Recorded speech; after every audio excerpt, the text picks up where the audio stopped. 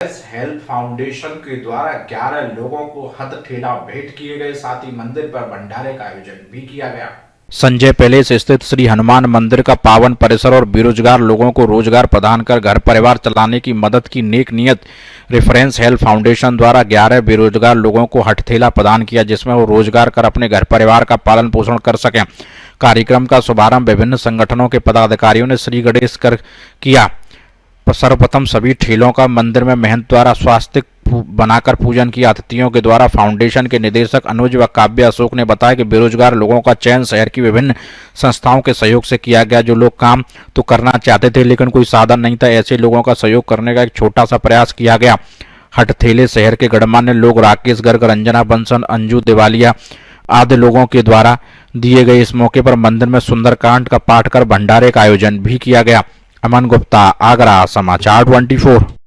अशोक अग्रवाल और मैं reference health foundation चलाती हूँ। आज हमने ये खेल वितरण समारोह रखा है, भंडारा भी रखा हुआ है। 12 बजे से लेकर जब तक प्रभु की इच्छा तक ये भंडारा चलेगा और 11 बेरोजगारों को हमने ये खेल भी डोनेट कर रहे हैं आज से। इससे क्या संदेश जाएगा?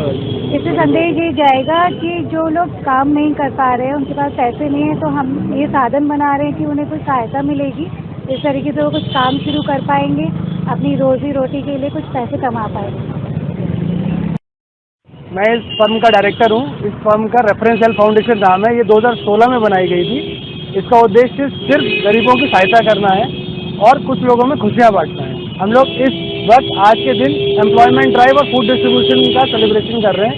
इसमें करीब 11 लोगों को ठेल दी गई है। जो ये ठेल दी जा रही है वो लोग ना तो किसी काम में कार्यरत हैं, वो ज़्यादातर घर में हैं या उनके पास कोई रोजी रोटी का साधन नहीं बना हुआ है। तो ऐसे लोगों को ढूंढा गया और इसको ढूंढने के लिए आरएसएस के या वेलफेयर सोसाइटीज़ के अलग अलग समाज के अलग अलग लोगों ने सहायता की है। उनको इंगित किया गया और उन लोगों को ढूंढ के बताया गया जिन लोगों के पास कोई काम नहीं है। घर में 2 लोग 4 लोग ऐसे हैं उनके जो उनके जिम्मेदारी पे हैं, जिनका लालन पालन उन्हें ही करना था, लेकिन उनकी या तो किसी रीज़न से काम छूट गया है या नौकरी नहीं कर रहे हैं वो, या कहीं नौकरी कर रहे हैं और अब अपना खुद का काम करना चाहते हैं। तो स्वरोजगार को आगे बढ़ावा देने के लिए स्वावलंबन भारत की योजना के अंदर जो मोदी जी ने एक प्रस्ताव रखा हुआ है कि सारा भारत स्वावलंबन पे काम करे, उसी प्रत्येक में हम लोगों ने ये कार्यक्रम आगे बढ़ाते हुए 11 लोगों को ठेल दिया। क्या संदेश जाएगा लोगों में? कितने घर के चूल्हे जलेंगे इस कार्यक्रम से मेरे अपने अंदाज से कम 20 लोगों के घर में चूल्हे जलना शुरू हो जाएंगे, जिस तरीके से हम लोगों ने जिन लोगों को ढूंढा है। और साथ में ये भी एक उद्देश्य है इसका